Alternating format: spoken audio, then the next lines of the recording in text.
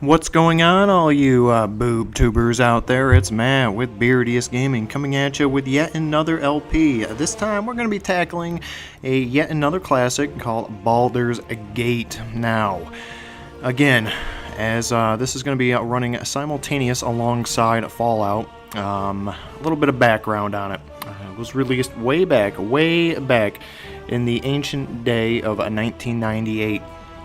Near the end of the era, December 98, almost 99, but still almost 20 years ago. So, a couple caveats. One, very similarly to Fallout, this game has not aged well. I'm not going to make any bones about it. It's an isometric top-down game, so very little dialogue is spoken. There are some key points that are spoken, but for the most part, it is text-based too. It is an RPG, and it is turn-based. They do hide the turn-based metrics very well. However, you can kind of see it, but they hide it pretty well. Fallout is a little bit more obvious, but Baldur's Gate is turn-based as well, even though it may not be so obvious. 2, or we're on like 3 or C now. A lot of die rolls. It's based on the tabletop Dungeons and Dragons, as you can see up here. That's why this is also dear to my heart. I mean, as you may have known by now, noticed, massive nerd. Actually played a little bit of Dungeons and Dragons back in the day of the tabletop version, pen and paper. Back on the old school bus. Didn't really get too far. Would usually devolve into turning on my companion, my compatriot, and we'd have a duke out, slugfest on the pen and paper, and we'd end up probably killing one another. But still, loved the lore when I was a kid. My friend had a bunch of the monster manuals, dungeon master manuals, and loved reading them. Never really could wrap my puny little head, my dense little head around. Actually, I have rather a big head, and I think it's mostly bone, not too much cranial matter going on in there around the metrics, but a lot of die rolls, so there's a lot of RNG in here. So, as I mentioned in Fallout, when it comes to computers and RNG and random generators, it can get bursty and it can get kind of frustrating, just to warn you. And where are we? 4. It's going to be a doozy. I've wanted to do it. I've been thinking about doing it, and I've been on the fence about doing it, and I decided to just say the hell with it, pull the trigger. I mean, I'm guessing that this is probably going to be close to 150, 200 episodes, and no joke. So I'm going to try and keep them short and sweet, maybe 15, 20, 25 minutes. We'll see how the uploads go with YouTube, but we're in for the long haul here, people. This is going to be a while. I have a feeling I'm probably going to be able to beat Fallout and Fallout 2 before I even wrap up Baldur's Gate. Now, this is not the original. As you can see here, it's the enhanced edition. This came out fairly recently. I want to say maybe back in 2013. Overhaul Games kind of got their hands on some classics. This was originally developed by Bioware and produced and published by Black Isle Studios and Interplay Entertainment. I believe Black Isle also did Fallout, and maybe that's where the similarities kind of come in. Anyway, Bioware, well known for Dragon Age and the Mass Effect, as well as the Knights of the Old Republic, and I think they have a third one coming out. Maybe not. Maybe I'm just. Oh yeah, they have Knights of the Old Republic MMO. But this is, I think, not their first game. I think their first game was actually a Mech Warrior game, which, thankfully, not to be prejudiced against Mech Warrior games, I never could really get behind them myself. I know there's some diehard Mech Warrior fans out there, but luckily BioWare didn't sink their teeth into that franchise, into that genre, and instead kind of focused on the RPG elements. As you can tell, I mean, Dragon Age and Mass Effect were huge when they came out. Huge. They were all top-notch games, very, very well made. And again, this is kind of just taking a trip down the rabbit hole to see the genesis of their games. So, I think we've had enough of an introduction, and we're going to get to it again. This is going to be a canon playthrough as best as I can.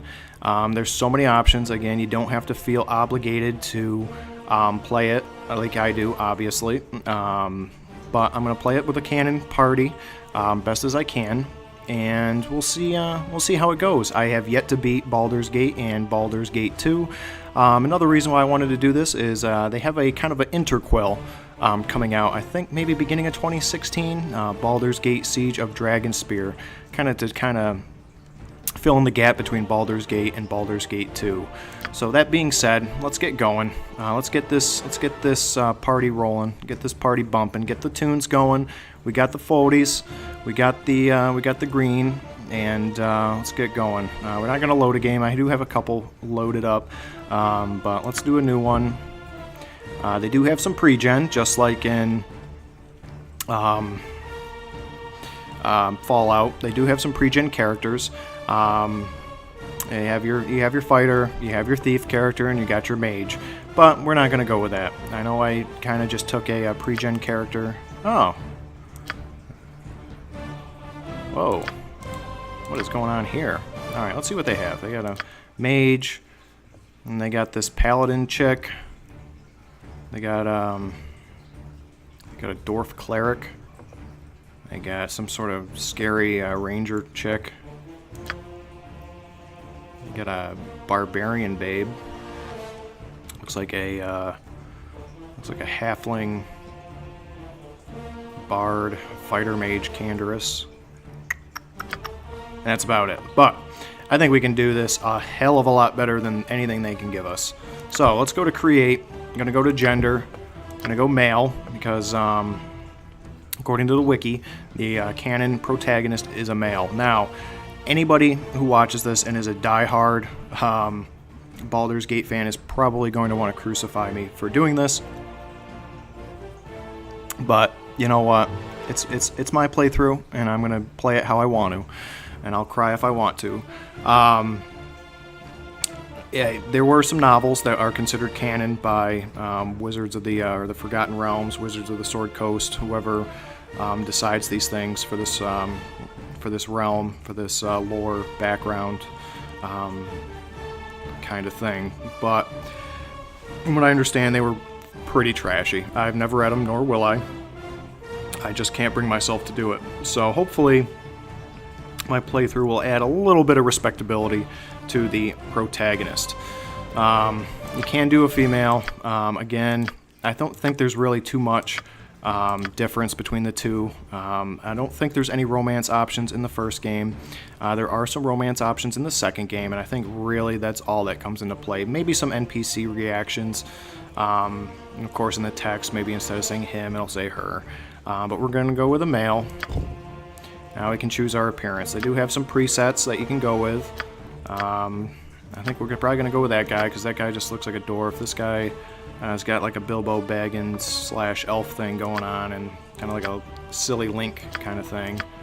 This guy, yeah, he's definitely, yeah, that looks definitely more like a Bilbo Baggins kind of thing.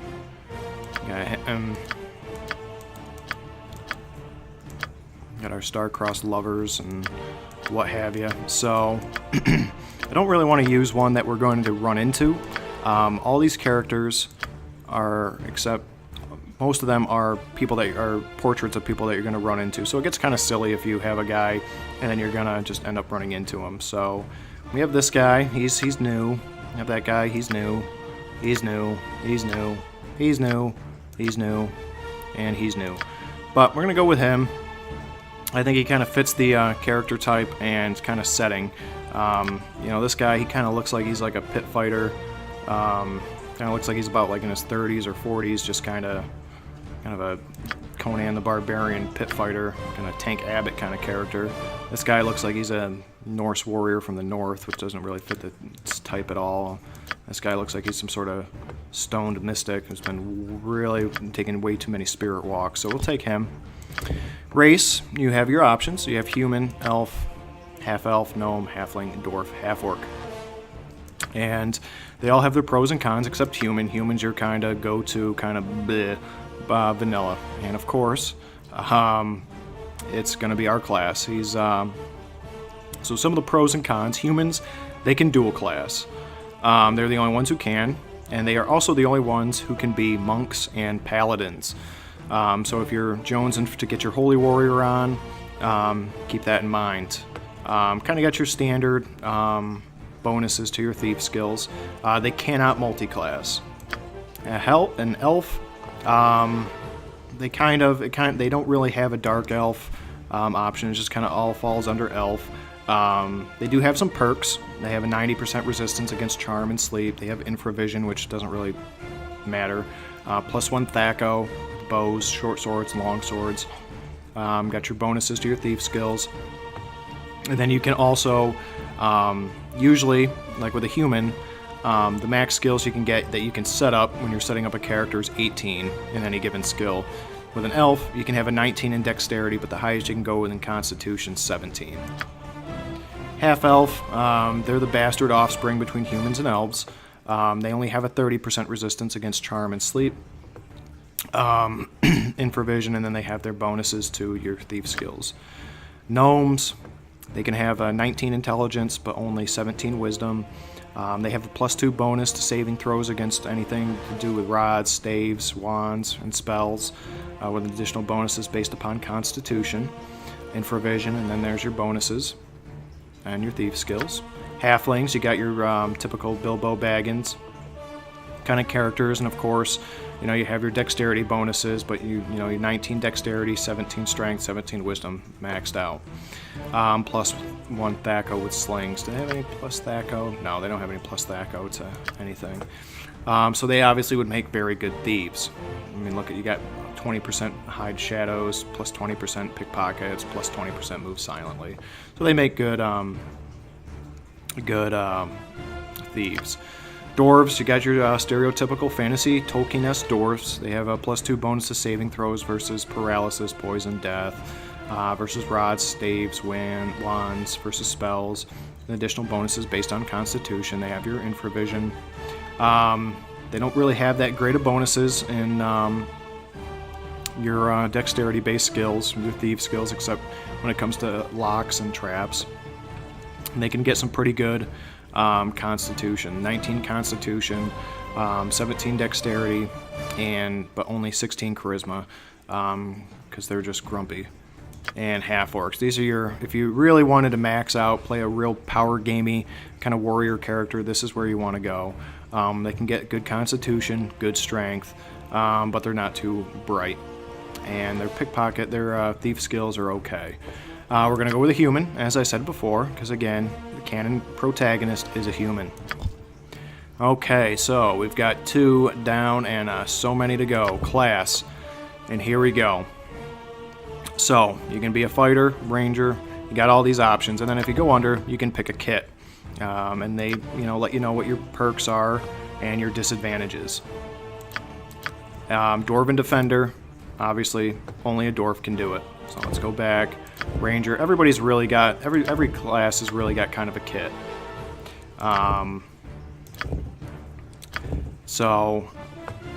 But again, with humans, you can't multi-class.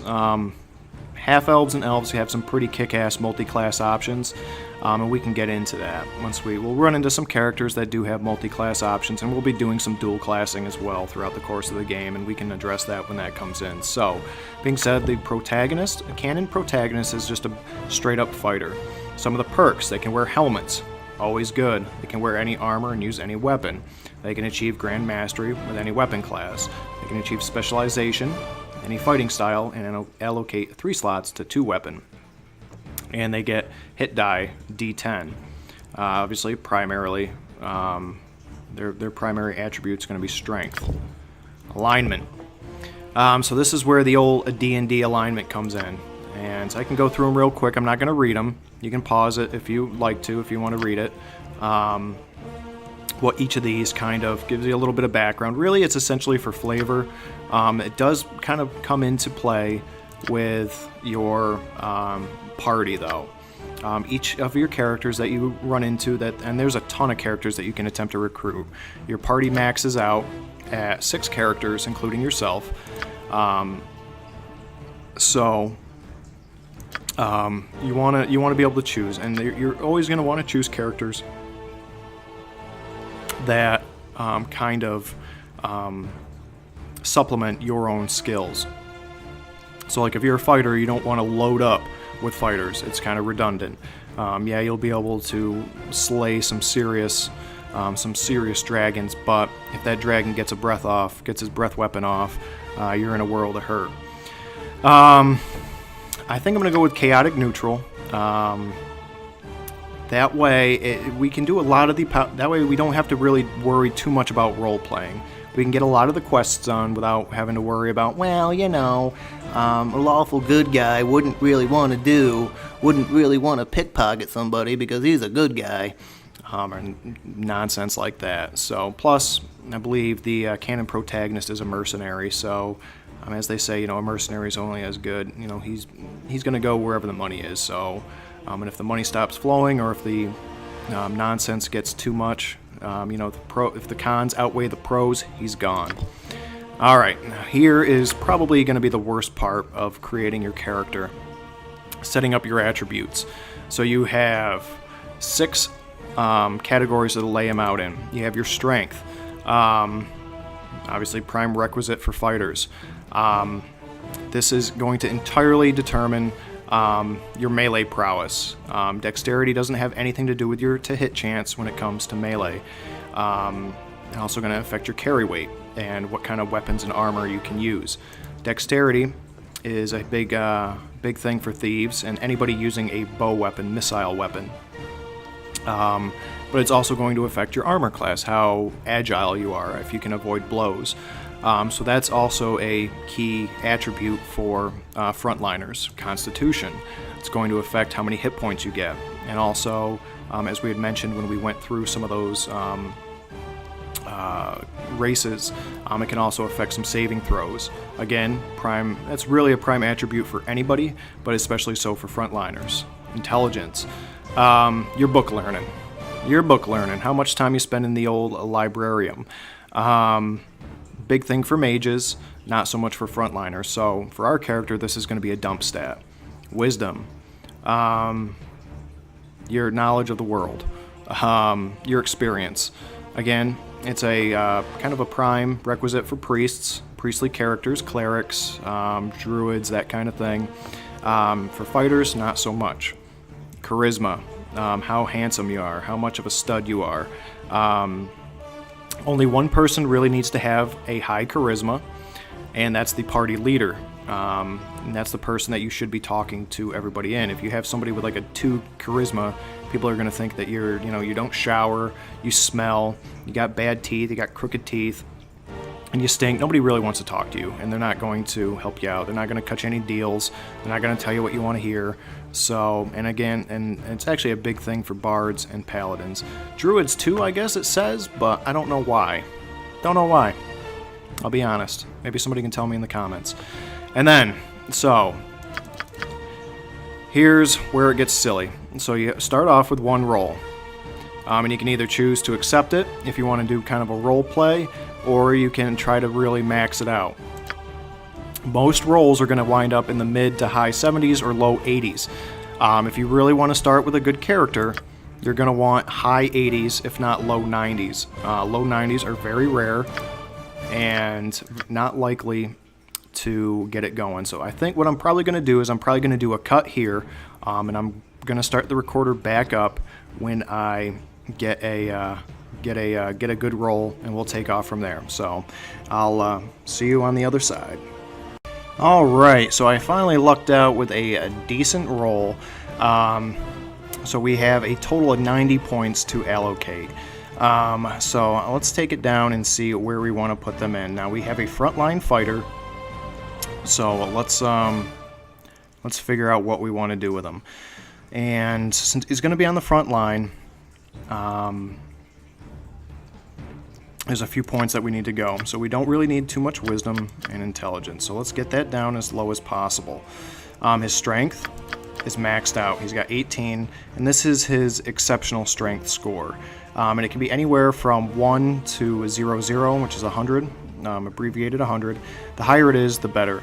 And there's not really too much difference. There's some slight modifiers between, I think there's like 1 to 15, and then maybe like 15 to 50, and 50 to 75, and 76 to 100. But for the most part, There's nothing too crazy. It might be a little bit difference between like 1 or 3 different modifiers versus like a difference between 18 and 19 strength is huge. Like it's a difference of like 5 to 7 in the modifiers. Let's max this out. Gonna want high dexterity, and we gotta drop that down even more. All right.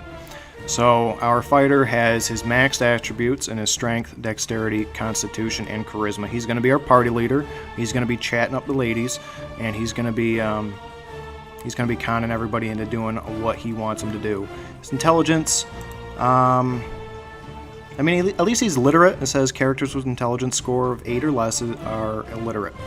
So at least he can read. At least we're not in that pool yet, and he's not too bright, but you know what, he can slay something. He can slay a monster, or he can slay a lady, depending on the situation. So we got some of that. Now our skills. Now you can, in the enhanced edition, from what I understand, it's a bit different than the original. The original had a lot more. This is more of a Baldur's Gate 2 kind of setup. The original had, like swords, like large swords. Then it axes. I don't even know if it had katanas in it. Daggers, blunt weapons, stuff like that. Two-handed weapons, bows. Then your fighting styles. Now I've thought about this and I've thought about it hard. And I'm not 100% sure if I'm doing the right thing, but it's how I want to roll with it. I'm going to dump some points into two-handed sword. Now here's where it gets, because it's the hallmark of the traditional muscle-bound warrior.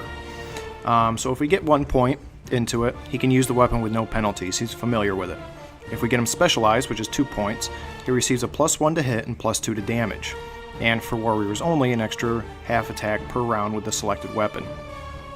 So, and since he's a fighter, he can go all the way up to Grandmaster, receives a +3 to hit, +5 to damage, -3 to speed factor, and an extra attack per round with a selected weapon. So with that, we have 4 points to allocate. Now we can't go any higher than 2. So now we could, if we wanted, we could make him proficient in a couple weapons, or we can make him specialized in a couple weapons, or we can make him specialized in one weapon and get him some points in kind of weapon style. Now a two-handed weapon style. Now, not to be confused with two-weapon style, that's fighting with a weapon in each hand. Now, the two-handed weapon style, if we get him 2, the wielder gets a +1 bonus to damage rolls, -2 bonus to speed factor, and the ability to score a crit on a roll of 19 or 20 instead of just 20 when using his two-handed weapon. The wielder gets and if we get him 2, gets a further -2 bonus to speed factor. So, I think that's what I'm going to do. I'm going to start him out here. And we're going to get them boosted up here. And as you level up, you'll also, I think it's every maybe 3 levels for a fighter, you get an additional point that you can allocate. So it's not the end of the world. Appearance, this is really just for cosmetics. So we'll make him black hair. Looks, I think it's pretty good. Major, make him black. A little bit of blue, a little bit of black and blue. And now for the voice. Now we could throw a curveball. All will die. And throw out a female voice, but let's not do that. Death to you all! That guy just sounds like he's, I don't know, he's crying. Your life ends here. That guy sounds like he's going through puberty. Time for a bit of the rough and tumble. That guy just sounds like a womanizer. You got this coming! The guy sounds like he has no moderation of his voice. Let's give them a right thrashing. Guy sounds like a lieutenant in the British Army. Get over here! I think I'm gonna go with that one. Guy sounds kind of like a Bamf. Right then, I'm in charge. That's about enough for one day. Okay, and then lastly, we have our name. And the canon protagonist is...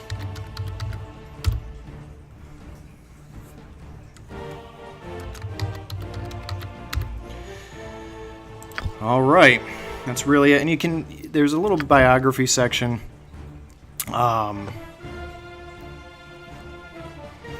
And I mean, it's pretty much the same. I mean, I've drafted up a mage, and it still says that you're drawn to the forge, which doesn't make any sense. I don't think a mage would be drawn to a forge. I think he'd be spending his time in the library, nosing the books.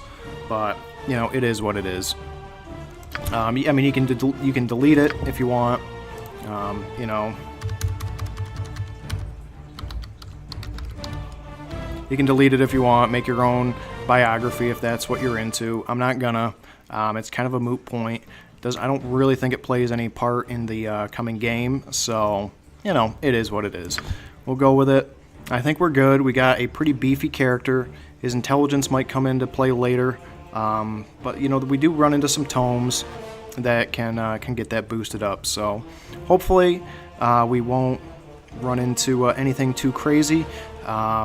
The first game isn't too bad. They don't really throw too many crazy monsters at you, too many crazy situations. But I mean, it's not your typical RPG. Your if you have over 100 hit points in this game, you're a tank. You're a beefcake. Yeah, I mean, I'm going to start off probably with, I'm going to guess somewhere between 10 and 14 hit points, and that's a lot for level 1 character. That being said, I think we're about done for the first episode. Didn't really get too far, but there's a lot of mechanics, and I'm sure I didn't even touch on all of them. I'm 100% certain I didn't touch on all of them. But we'll start it off. We'll actually get into the game proper in the next episode. Thank you again for joining me. Please give me all that loving down below, and I will see you again next time.